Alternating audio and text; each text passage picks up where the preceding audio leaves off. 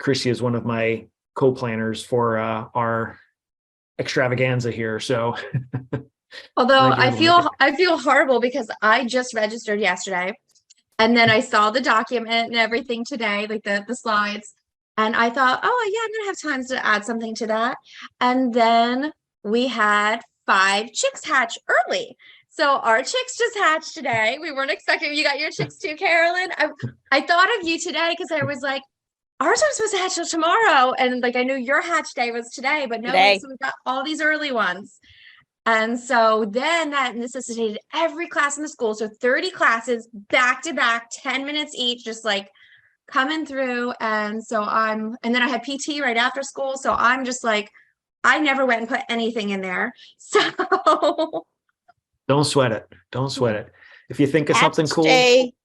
Hatch Day is insane. Our library assistant was out today, and I'm probably going to be fired by her tomorrow because I barely shelved a single book today. It was all chickens all day. Oh, hi. I need some light. All right, I'm trying to find light. Yeah, no, that was our issue too. And then that it's just crazy. And then that's the thing, like tomorrow, same thing. All 30 classes come back again to see everything going on. And then the next day I have my special ed classes I see every week. And so I kind of feel bad because last year what I did is I scheduled Thursday and Friday, all 30 classes again, but between 2 days, at least it was a little bit more manageable that they could kind of like see the chicks just because they're still very young for everybody to be holding constantly, like they need warmth. But I don't know. So I have those classes, but yeah, tomorrow will be a crazy whirlwind again, and then more PT tomorrow. And I feel like I'm just always running. But how many chicks did you get today, Carolyn? I had a dozen hatch from my incubator, and then I had 4 come in from our front office. We put an incubator in our front office. So I've got the brooder box for those. And I was moving my webcam around all day. I have a Zoom with chickens link. And so classes then can just start the Zoom with chickens if they want to. And we try to move it between the incubator when somebody's hatching or the brooder box as they're all cuddled underneath the heater. Did you create like a webcam? Like, did you just buy a webcam and just hook it on there, or? Yeah, I just got I can't remember how expensive it is, but it's pretty versatile. It's got little bendable legs, or maybe that's an attachment that screws on, just a regular kind of grab and go, plug and play webcam. I'll have to look into that because I wanted to do a webcam. Not last year, but my last year doing chicks at the library, it was during COVID. And so that's what we did. But we brought in the high school robotics team and they had to create something. So they created like the link, they created all that. They created like a swing arm that held the web camera. And so they did that as part of that whole thing. But yeah, it would be nice if kids could just jump on there anytime and see it. So I'll have to see about that for next year. Carolyn, what did you do to stream? I've done 2 things. So this time it's just simply in my Zoom. I just open a Zoom, and anybody that comes in, they can't turn their camera on and they can't unmute. And then I don't connect any sound. So you don't hear the chickens, but you also don't hear everything else happening in the library. Right. And it's just the camera. But I have used OBS, Open Broadcast software or system, as an encoder to stream it through Microsoft Stream in the past. I didn't realize you could have a Zoom just going like that. Yeah, I just switch the camera over to the webcam and move it around, tape it down if I need to. And I just check, I can hear the doorbell, so I know if classes join in. I had librarians from another school. I sent them the link because I knew middle school would want to watch, so they came in too. That's awesome. Well, I think we're going to get the show rolling here. I mean, we're already doing some tech sharing here, which is great. I love it. So thank you both for sharing about your chicks and about the webcam streaming. I love that. Welcome to our swap meet. So this is I'm stealing a great idea that our former PD chair Donna Swift used to do, and I loved when I got to go to them. Having swap meets where people just bring an idea and share an idea, and so you like bring one of your things that you like, and you come home with some great stuff too. So we're going to do that with our tech March Madness here. So I figure we'll just kind of start at the top of the slides and kind of work our way through. If you actually jump down to like 7, I actually used this in the slide set that we have, and I have to run it again so that it will grab all the new headings that are in here. But if you don't know Alice Keeler, she's amazing at doing Google stuff, and she writes all sorts of scripts that will run on different Google tools. So she made a Google slide set that has a script in the background that you can make a copy of. And when you make your copy and you start making your own slide set, actually, let me screen share so you can see what this will look like. But it basically just has a an add-on that you can throw in. Is it this one? I think it's this one. Sorry, I've got like 19 screens here. So, okay, I think that's it. So when you're running your slideshow, then you can go up to your tools, I think it is, and it's extensions and table of contents. And then you can just choose, make my table of contents, and it basically does everything for you. Now, you may notice if you look at the table of contents that's here, that some of the bars are real long, and I made them into columns. It does it all as one single column. So if you have a lot of pages with headings, it grabs the headings, makes each one its own heading, and it puts it in a single column. So I had to do some dragging and dropping to make it a little more visible and palatable. But it should, if I run this again, let's see if it'll actually do the trick. Let's make a table of contents. And there it is. Puts it as the very first slide. And then I just drag it down to where I want it. And you can see it grabbed the headings off of all the slides that folks have put stuff on. So, and then you can go in, and I'm going to have to go in and kind of find the ones that are sort of hidden here, but it's that easy. And so if you've got like, especially for a student project, if you've got like a bunch of students working on like different slides in the same slideshow for like a resource or something, I can see this absolutely being an amazing feature. And the presentations I've been working on for the different events I'm going to, I love to have a table of contents. So if people come to the presentation and then later on they want to go back and like, what was that thing? They can find that specific thing real quick. So this is going to be a lifesaver, because having to do it manually slide by slide when I've got like 400 slides in a deck is just for the birds. So this is kind of cool, and it's free, so you can't beat the price. I think we all love FREE. So that's the automatically create a linked table of contents of Google Slides. Doesn't have the smoothest name, but hey, it's okay. It does what's on the box. So I'm okay with that. You do need to note that when you go to make the copy of Alice Keeler's slide deck, it does give you a little warning that says, there's a script attached to this. Do you still want to copy it? Because that's how it does what it does, but it's trying to protect you from downloading malicious software. So you can say yes, and it'll be okay. Well, I said yes, and my stuff has been okay so far. So if she's going to go on a cyber attack later, I'll let you know. So that's automatically create. And then Formule is the next tool that I love. And again, I was using this literally today. If you haven't used Formule, it's a great email merge tool that will take any information that's in a spreadsheet. So like, let's say you have kids fill out a form, Google form, and it goes all into a spreadsheet. You can then have it automatically send emails, and you can set it to be based on a time. So like every day at 3, send this, or you can say, if this column called period says 3, send this email. And if this period column says 4, send this email. So you can actually set different conditions and send different emails based on the conditions. And it takes, when you set up the email body, when you run the extension, it kind of walks you through a tutorial of here's how you set it up. When you set up the email body, it takes HTML. So you can actually add like bold and underline and highlight. And like, if you know a little bit of HTML code, you can throw that in and it will show up on their end as like, ooh, fancy cool. So it allows for some kind of real interesting possibilities. I was using this today to reach out to some students. We've got our first book author visit coming up, and I wanted to let the students know that they needed to fill out a particular piece of paper. So I threw together a formula, and it kind of looked and saw, okay, this kid gets this and this kid gets this, and make sure the right person gets the right thing, and did it all for me without having to send 40 different emails. So kind of handy, also still free. The group that does this, New Visions for Public Schools, I don't know that they're doing a lot of new stuff, but the ones that they have out there are incredibly awesome and popular, because they've got Formule, and then another one they have is Autocrat. This is the other one I was using today. This basically does what Formule does, except it lets you create a template of out of a Google document or a Google slide, and it will automatically fill in stuff on the document or the slides.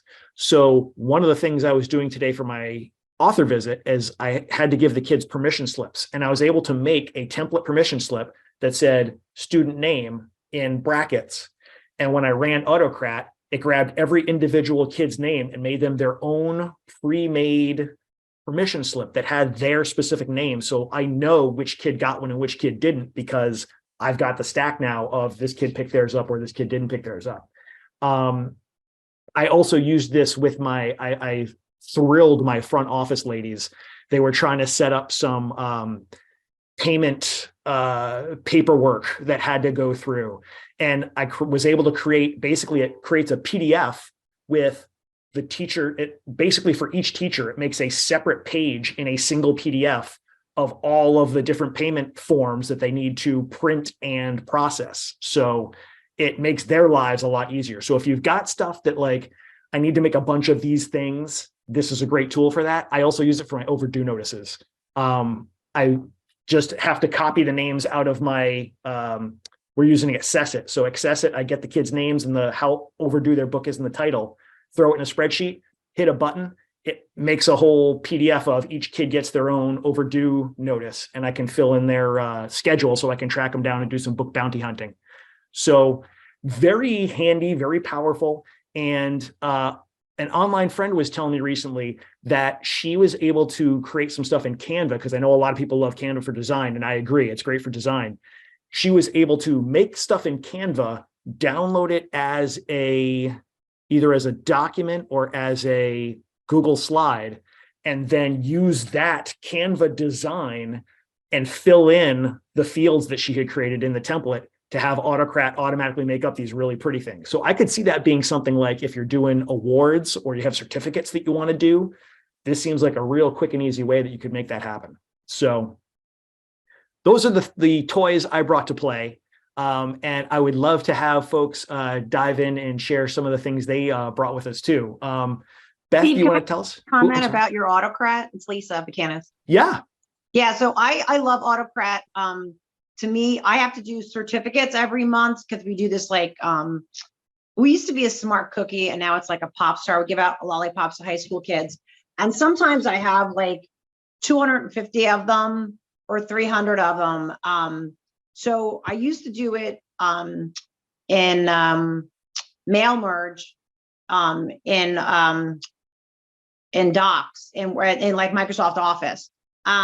But then there's always the kid that has like too big a name, and like they screw up like all of a sudden it goes from like it should be 250 kids and 250 pages, and all of a sudden it's like the pages go crazy because that one kid's name like put the thing off. So now I do it in slides, because everything stays on the same page and things don't paginate differently if things get too big. And then I did create the certificate in Canva, and I just print. I print the background certificate in the main office on the copier where it's fast, and then I bring them to my printer. Every month I have to remember which direction to stick them in so I don't screw it up. But and then I can just print them out, and it's like it's so quick. Yeah, it's really handy when you're able to do that, but that's cool. I love that idea too. I use we send out a Google Doc to teach a form to teachers. They can nominate kids. I have to manipulate the form a little bit to get the data in the right spots. But then, every month I print 100 from someplace from like 150 to 200 or 250 certificates, and it's fast. I love it.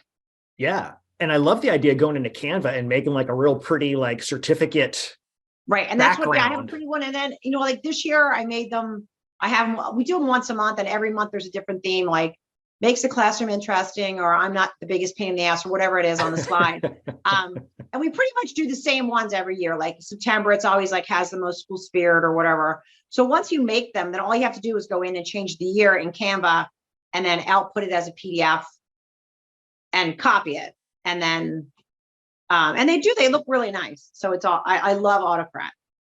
Yeah, it's handy. A lot of uses, a lot of things you can do. So much better than, whatchamacallit, the mail merge. Oh yeah. Thank you so much for that tip of that, because now I want to look into that, because we do praise from the principal every month, and it's so much work because it's praise from the principal, but it's really the teachers that we nominate.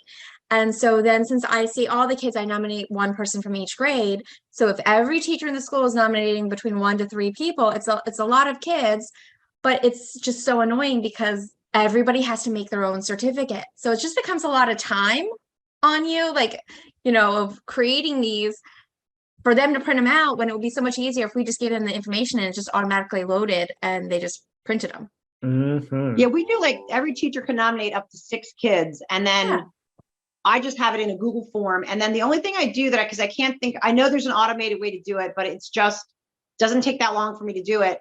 I take that line of output from the teacher and I just copy it to a separate tab in the Google sheet. And then I make, I just paste the kids. If you've got 6 kids, I just paste you down 6 times and paste your kid's name. So that's your name and the kid's name. And if I do them as they come in, it only takes me a minute to do it. And then I have the whole export thing ready to go at the end of the month. And it literally takes like 2 minutes to do the Autocrat, to run the little, and I use the same form every time. So it's super easy.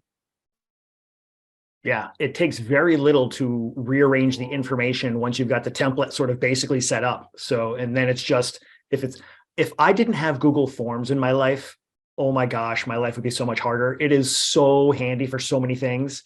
And once you get it into a spreadsheet, the possibilities are basically limitless for what you can do with it. So anyway, I didn't mean to go off on a tangent there, but yeah, so very handy tool. And if at some point you try some of this stuff and you're like, I don't know if this is quite doing what I needed to do, I'm happy to kind of like talk you through whatever. I've been using a lot of these for quite a while, so I'm happy to give suggestions or input if it feels like it's not quite where you want it to be. So why don't we try out, I've never heard of Blookit before. So Beth, do you want to tell us about this? It's Blookit. And yeah, I had to, they tell you how to say it, but it's basically an enhanced form of Kahoot. And the kids, my elementary kids, are wild for it, because basically you set up the same thing as Kahoot. You type in your questions, you can add pictures, you can have different question formats, and you share it with them. You host the game, and the game can either be played with, they can play individually, or they can play as a team, which Kahoot does too. And there are about, I don't know, at least a dozen different games. So the kids, one of them has to do with Bitcoin, and you answer the questions individually on your screen, and then you earn Bitcoin, and you can steal Bitcoin from others. There are little secrets to each game. I haven't, to be honest, gotten involved with all the little secrets to the games, but the kids have come to know them and they love them. There's a treasure chest game. There's one with desserts. There are all kinds of themes for the games, and depending on your group, you can also vary like how much time they have to play. Like you can set it up so that they play for 5 minutes, 7 minutes, 10 minutes, whatever you would like. And it does provide a report, a pretty detailed report that you can look at to see how they do. I've just used it for, some review things in the media center, and with my Battle of the Books group, some questions relating to Battle of the Books. and they love it. They're shouting at each other and, but they're still learning, and it recycles the questions too. Like if you're playing for a longer time, they get the questions over again. So that's kind of good in that it gets that repetition in there. That's all. I really like that too. I use that I used to use it a lot, especially last year when I was going class to class, like before they were coming into the library. By the way, Steve, you're still sharing your screen, just so you know. But I didn't know if you still wanted to be not or not. But anyway, yes, so I really like that one. Especially I know you mentioned the reports. So the reports, you do have to pay for a membership to get the reports. However, it's free just to use the games. It's only if you wanted reports, like to see what questions certain kids miss, like if you're using it for assessment. But if you're using it as just like a fun game for in the library or something, and you don't need that assessment angle of it, that you're actually seeing their score, or seeing what questions they missed, then you can just use the free version. And then there's also some of those games you can assign as homework too. So even if it's not real like homework that you're making them do, they can play it outside of class. They can log in anytime and play the game you created, like, because it's just like a hoot that you create the questions. But then there's also other ones that you can use, like I've used before that somebody else has created. Name the storybook characters. So they see like pictures of the characters and they have to figure out what the book is or things like that. And I didn't create that. Somebody else already had it up there. So there's a lot of those that are great that are already there. I usually play name the food or name that animal as their first game. Like if they've never played it before I start giving them my questions, and they'll just play that. And they're just going for speed at that point because they think they know all the animals. But once you're going quick, they start losing it, especially when people start stealing their money. Yes. But it gets wild. Kids get really excited. A teacher actually was the first one that told me about that, and it was a couple years ago, and she's like, it was the first time all the kids in my class, every single one passed the vocabulary test. Like everyone got like 100 on their vocabulary test just from playing that game and having it as homework. And it didn't feel like homework. I love too that it's got almost that economics angle that you could kind of bring in some economic discussions to sort of broaden the lesson out a little bit. That could be kind of a fun thing. Yes. Oh, cool. Thank you. Let's see. Sorry, I was trying to make sure that I wasn't leaving anybody out in the cold while I was dragging my screens around there, but that did not seem to work the way I wanted to. So that's okay. But I am really interested in this Learnix. Barbara was telling me a little bit about this before we got going. So please tell us about this. All right, so Learnix is it's a web-based extension. There's a teacher extension and student extension, and basically it captures the student's research activity. So it'll keep track of like the websites that they went on, the search terms that they use, how long they were on the sites. You as a teacher can set expectations, and it'll let you know like where they are in the process of reaching those. Like if you say you want them to research for 10 minutes, it'll produce like a little ring for them and you to see where they are. And then when they turn it in, it gives them the option to, my favorite part, create an auto-generated bibliography based on the sites that they were on.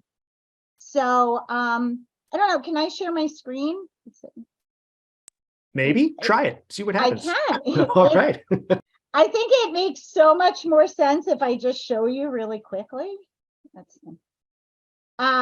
So like if you go to Learnix, I didn't set anything up, so let me just jump into something I already have. Oh, I'm already in as a student. I was demoing it to my students today. So if I go into this debate one, we were working on that, and I return to my assignment. So when I start logging as a student, this little bar comes down, says you're logging with Learnix. So every time I open a new tab and I go to a website, we were looking at like animal rights. When I go into a website, it keeps track of where I've been. So let's say I go in here, and I'm just going to scroll up and down. So every time I see that little bar, it's keeping track of the websites that I'm on. And every time I do a search, that will also pop up. So when I'm all done, if I go back to my Learnix page and I submit it,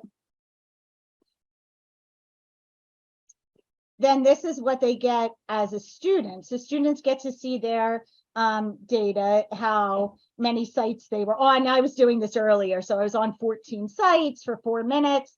The teacher set it at 15 minutes so I could see where I am in my research. It keeps track of my search terms and puts them into a word cloud. I can see my sites. My kids love this because, well, they'll either use it from here.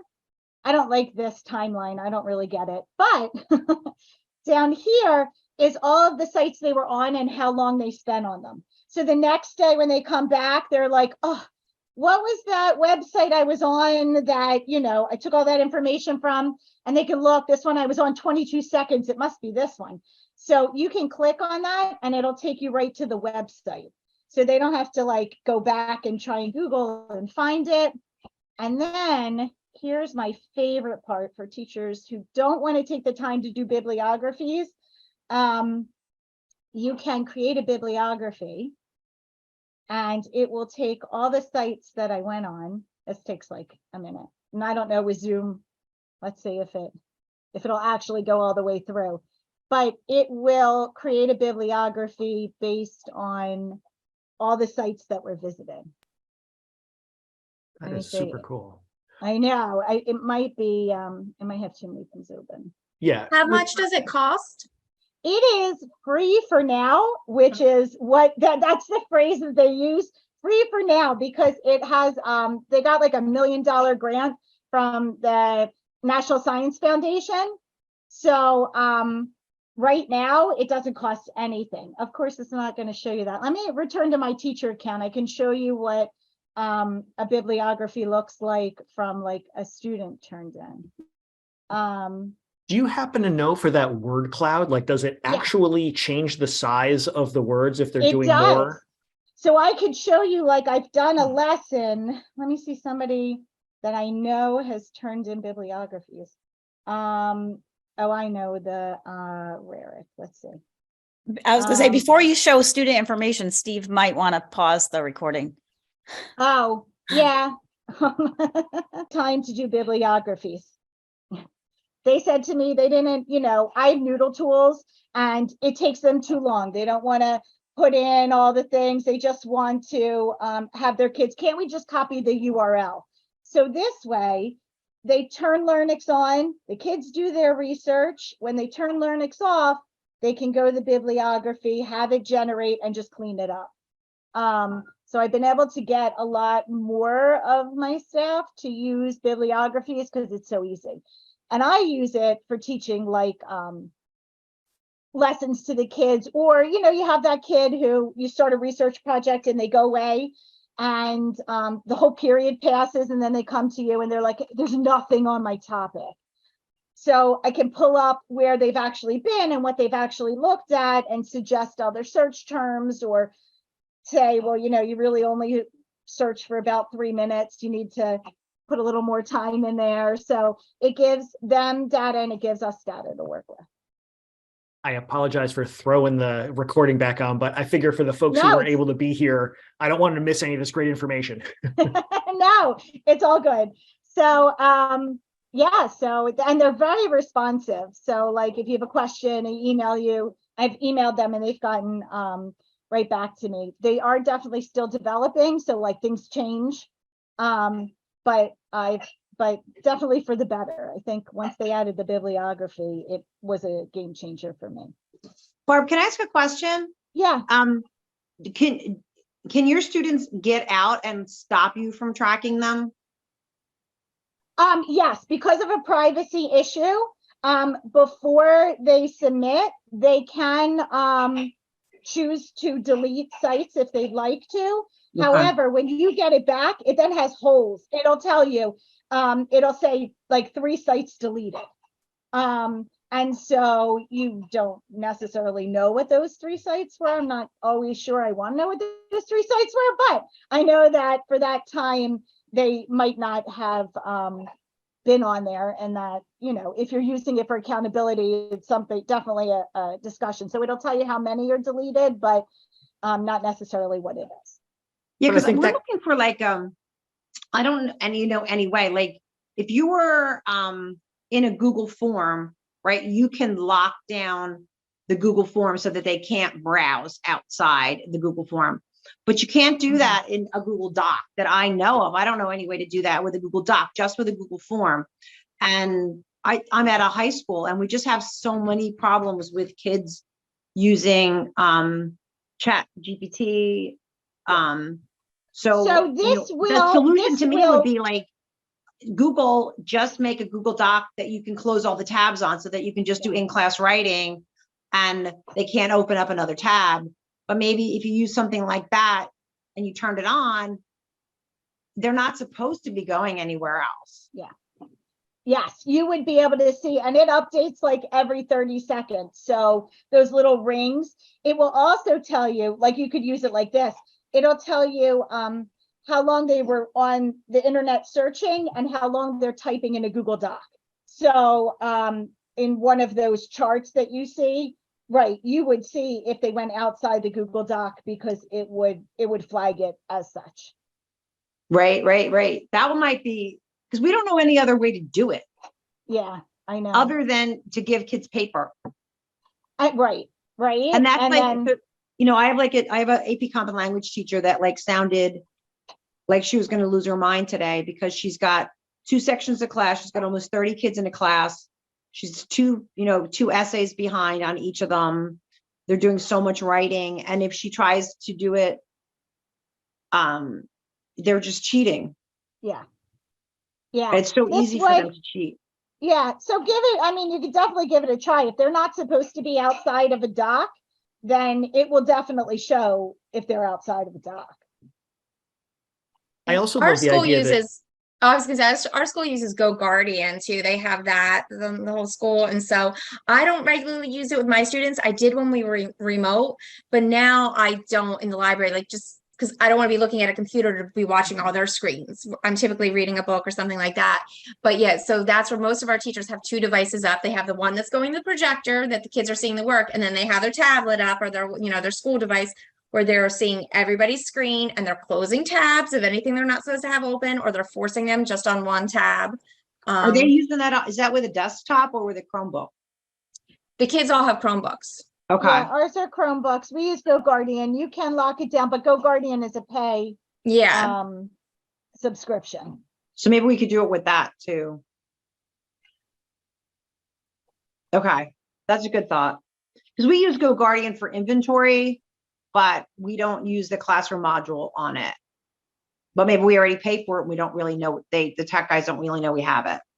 Yeah. And I don't know exactly how it all works, but at our school, like they have Google products and all, but Google Chat was shut down. They can't chat with each other. And it would drive me crazy because my middle school and high school kids, like they could chat, and it's like, what are you doing all day if you're able to chat? Not even just with the kids in your class, but any kids. Why aren't they shutting down the chat? And when I asked their principal about it, it was basically just like, she suggested it, but it hasn't been done yet. It has to go through tech. But ours was shut down in our district, they couldn't chat. Right. And our problem is kids are just cheating with all the AI things. They're just, they're right. They're going to it's chat so GPT, easy. Like you have to, this is your reading response. Why, what about Romeo and Juliet's suicide or what attempt, and you just Google it and then you put it in Chat GPT and then they paste something back in. So I know we've looked at, there's another one that's, I can't think of what it's called, like where you can, it's almost like you're recording the draft and then you can watch it back and then look for the big paste to come in. But like, that's so much work for somebody that has. So it's time for that. Yeah. Right. And like, if I was that kid, I would just bring it up on my phone and then like type it like this. And then my teacher would never know that I copy and pasted the whole thing. So I think that's so easy to get around, but teachers are just cannot figure out how at the high school to give in-class assessments and just other than paper to try to keep them from cheating. It's terrible. I like the fact that it tells you if kids took stuff out, because I think that's a really valuable conversation to have about like, well, I took that out because I could absolutely see it being like, they looked at it and went, that's not a great source. So I decided maybe that wasn't, something that I should keep in there. That could be a great conversation, in addition to being like, well, maybe I was doing something I should have been doing there, but it's. Yeah, and I think you can turn that feature off. I don't have that feature on. So I'm not sure what it defaults on, but my guys, everything comes back to me. That is very cool. I definitely am going to be throwing that on my computers. Well, especially like if you think about the databases, like, I mean, sometimes, you look at database statistics, and my district is so stupid. They'll look at the statistics, and if the searches are really high, they think that's great. But like, they don't look that those are successful searches. Just because you searched the database 1,000 times, like 900 of them could have been just crap. Yeah. And That's it got took me you wondering 900 too. because it was hard to use. I mean, just because the number's high doesn't mean they were successful. Yeah. And here you could see like, this is where the kids are really going and what they were searching for. And, maybe you could just try to steer them in the right direction. Yeah, Have it you- definitely becomes a teaching tool, and it shows you what they're doing. Focus on process. Like, I know we've talked about, like, for ChatGPT, if they have to turn in like process where they've been and what they've done, hopefully cut down on that a little bit, or at least make them do the research past it, because they have to provide the websites that they were on. Have you had the kids try? Have you tried this out with a database, like with a sign-in database, and it keeps track of what they do there too? Yes, it keeps track of what they do there, and it will even produce a bibliography. Sometimes the bibliography is not as pretty as, because the databases have the suggested one. So I'll have them add the prettier ones. It will do it. It just doesn't, sometimes it's not as fully correct as like what you would get on the database, but it definitely does produce it. That's because it's probably putting the URL from the database back through its citation generator. And that's when it always turns into junk. But if it's doing anything, if it's Yeah. getting any of the information, I would be happy with that. Like, I don't get the people who get wrapped around the Yes. axle because, well, this piece of information was supposed to go second instead of third. Like, who cares? If they're saying that they borrowed the information and they're citing it, that to me is what matters, not. I'll tell you, right. Sometimes it'll cite the database instead of the original source. But for me in the middle school, like, I'm fine if it cites the database and not, it'll give you the name of the article, but it'll put the database and not necessarily the original source. Sometimes it does give you the original source. So We are clearly all very fascinated by this tool, but let's roll forward a happy little to bit. help anyone. If you have any questions, feel free to reach out. Happy to. Expect some emails. Carolyn, do you want to tell us about lesson picks? I love lesson picks, obviously, because we're putting all the things we love. I don't have a lot of experience with Boardmaker, but every time I hear about Boardmaker, I hear about how expensive it is. And Lesson Picks is paid. It's $35 a year, and it is fantastic. And I'm going to share here. It has a large database of symbols for things, and you can recolor symbols as you need to. So for some reason, I must have needed a purple timer one day. So the visual timers in here are some of my favorites. On the slide, in the slide deck, on all my PowerPoints for lessons, I put in the visual timer to keep myself on track for how long I think it's going to take me to do that part of my lesson with kids. The PowerPoints are usually for me and not for them. And one time I was doing something and I said, oh, they really need tally marks in here. I need to have a visual representation of tally marks. And I submitted the request. Maybe other people had too. Now they have tally marks. It has a lot of symbols for things you might see on students' behavior charts in elementary schools, on the Velcro schedules that they have where they're, moving their pieces on and off to keep track of their schedules. But I get a lot of symbols for my PowerPoints or for any handouts I'm making, I always try to add symbols to adapt for directions. And everything is PNG files. So it comes with the transparent background. They're easy to resize. I get a lot out of my Lesson Pick subscription. Any questions? And how much did you, I'm sorry, my dog. had That's what I was go gonna out. ask. How much? She rang the jingle bell one more time. I was gonna kill her. How much did you say it was? 35 annually. Yeah, that's not bad. No, I don't think so either. It's worth it to me for this tool. I could see how classroom teachers or SPED teachers might use it daily. I kind of go through times when I use it a lot and then others when I don't use it so much. I've made icons out of things for my learning management system content pages. So if students have the direction to draw, then I put in the symbol for draw. When I made do not color stickers for the inside of my books, because a lot of my books have end pages that are blank, I put do not color stickers in. I used symbols from Lesson Picks to create those stickers. So I get a lot of out of it. I see it says Sound Finder up there too. Is that have you tried that? No, I haven't. That's a great option. And they have a lot of created things. So if you type in fairy tales, they'll have sets of things that are collected. So settings and characters put together for sequencing. It really has a wide variety. Here's the categories. I usually just go in and search medieval kingdoms. You can find a lot. I have symbols for book checkout so that students know kind of the sequence for book checkout when we're at the beginning of the year. My school is about 65% language learners, so we have a lot of bilingual students. And those first few weeks of school, we need a lot of visual cues. I'm curious, have you used Canva before? Oh, I love Canva. So just what would you say is the benefit of Lesson Picks over Canva? This one is really focused on school content. They all have similar visual styles, so it's not very diverse like Canva is with a really wide artistic style. Everything is pretty much going to look kind of like this does, and they all come through as the exact same size generally.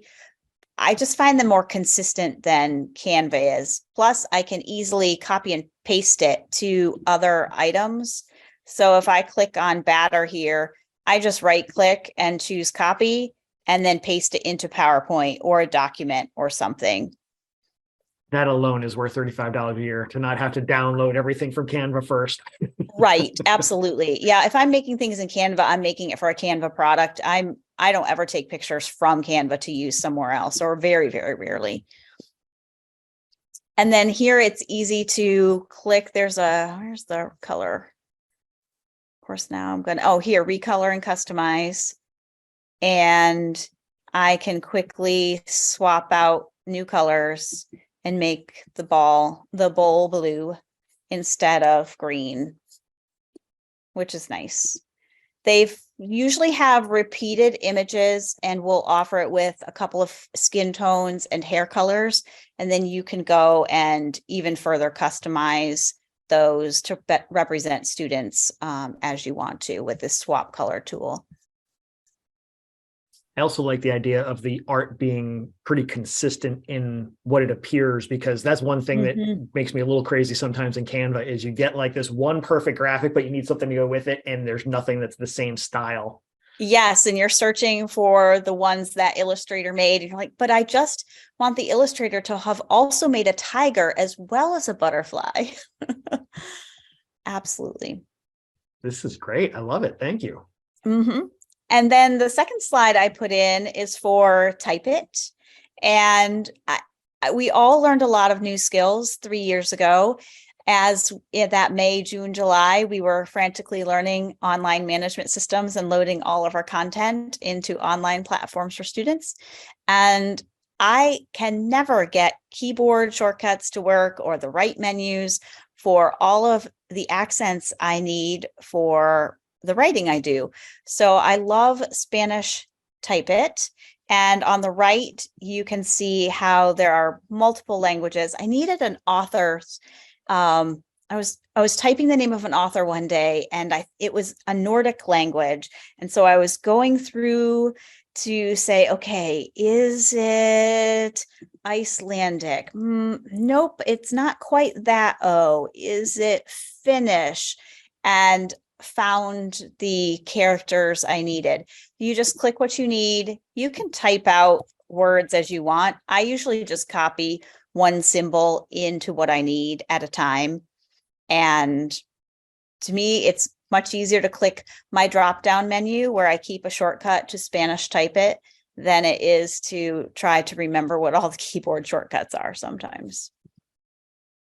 I am absolutely using this tomorrow. I was doing some book titles in my catalog, and there were some Spanish language ones that I got it close, but it's not quite right. So this is definitely going on my list.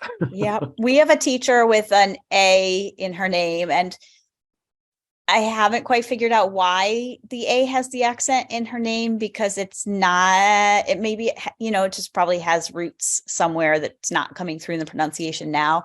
And she said to me once, she says, yep, I got my envelope from the PTO, and this was a few years ago. And she said, and I knew you had typed the envelopes because you're the only one who remembers to accent my name. Yep, I will always spell your name the way you want it to be spelled. And if it has an accent we don't understand, we will still include it. So that's lesson picks and Spanish Type It. Very handy. And is Type It free? Yes. Yep. It's just a Awesome. website. Love it. My favorite price. Yeah, Cool. I love both of those as well, because I also like make slides all the time for like each lesson. And I don't know if everybody does that, like necessarily. At least I know that not all the teachers at the school don't do that, but I make slides for all my lessons. And I actually, even for the books I read, I either scan or take pictures of every page of the book, and I turn it into a Google slideshow. And it's time consuming the first time you do it, but then you have the book. And I have it, and I can share it with the teacher if they want to read it in the classroom. I know we get into copyright, but I feel like I'm just sharing it with teachers in the building, and we do physically own the book, so it's more just the fact of, when everybody wants the mitten to use it in their classroom and we only have 3 copies and teachers are fighting over it, or kids already have it checked out. Oh, I have it in a slideshow. But a lot of teachers, they just use their Elmo like for that. But I just feel like it's much nicer. Like here, actually, I'll share my screen and show you. Let's see. So basically, like, this is one of my books that I would just share like this. And so what I do is, as I'm reading it to students, I also add in my own pictures sometimes. So like, I'll say to them, this is not part of the book. I added this, like, this one. This is a picture of the chickens that our eggs actually came from. So they could see why we had different colors and everything like that, but I'll add that in. But then also, like, some of these are links to something. So it could be a link. And then when I share this with kids later, they have all the links right then and there. Like at the end of this book, I know that there's a link. Sometimes, depending on the class, I'll put Spanish translation, but I found a lot of our students actually can't read Spanish. They speak it, but they don't read it. So, but like, these are links to our Destiny Discover one that they could go to, our collection. Or there's sometimes links and there's videos in there and stuff. So I just find it helpful because I put it all in one thing, and it's there for all my lessons. Sometimes I even create like a image slide at the beginning that just looks like an image, but my links are somewhere within the image, and I link. And then actually, while I'm sharing my screen, I think I had the next slide on there where I don't know if you guys have used teachers using tech, because it's like the easiest website ever. I create a lot of my own stuff, but sometimes it's just nice to have somebody that's already made this Bitmoji classroom or already made this.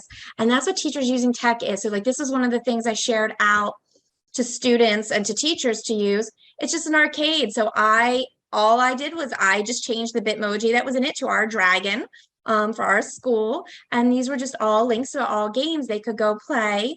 And they could just do the game. So it was just like a little arcade thing for their fun Friday last week. But I didn't make that. All I did was put in the dragon. And that came from, where is EdTech? So it's teachers using tech, and these are all just like virtual field trips, choice boards, these activities that you can use for free. Sometimes they will have you just like sign in for them, but I have never paid for anything I've gotten from here, and the activities are all there. And so basically when you get one and you decide you want to use it, you basically just, it will force you to open a copy. And so then you have your own copy of it, and then you just change out the Bitmojis to yours if you want, or just get rid of them all together. And so then it's like your own thing. So these are all, there's all virtual timers that related, like all this stuff that's already created.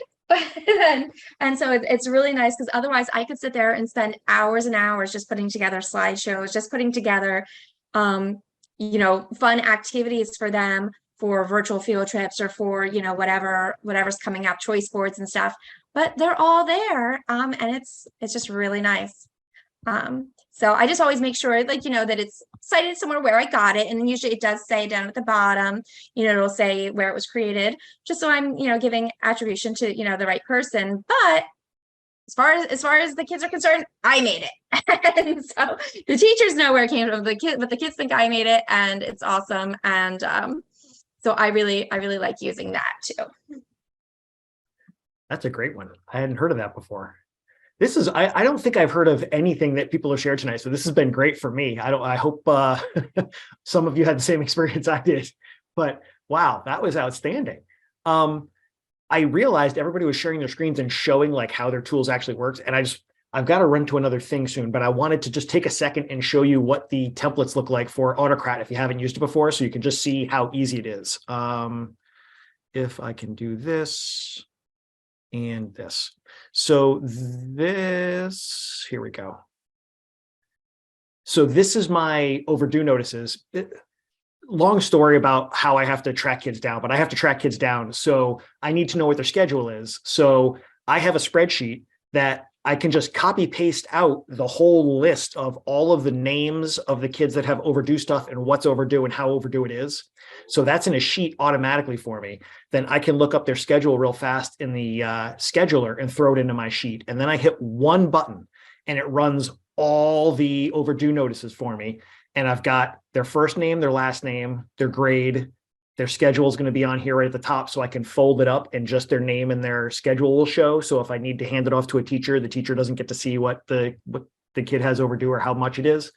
But I also was able to put in here like the here's how you renew your book. So if you aren't done with it, go in and renew and you'll be good to go. So for me, this has saved me so much time because I just copy, paste, look up some schedule stuff and hit print and it goes. Probably took me, I'm going to say maybe half an hour to set up all of it so that it was ready to go. And then once it was set up, I've been using this since October, just one click to make it run all the ones that I need. So it'll do, when I've got 20 kids I got to go bounty hunting for, it does it all in one shot and it's really easy for me. And theoretically, I could email these to the kids, but I'm not, right now I'm not set up to do that, but in theory I could. So anyway, that's how that kind of looks and works. And I think looks like we're running out of folks in time, which is okay. Thank you all so much. I'll send some info for PD certificates soon. And hopefully we'll see you again next month when we have our next swap meet. So take care, everybody.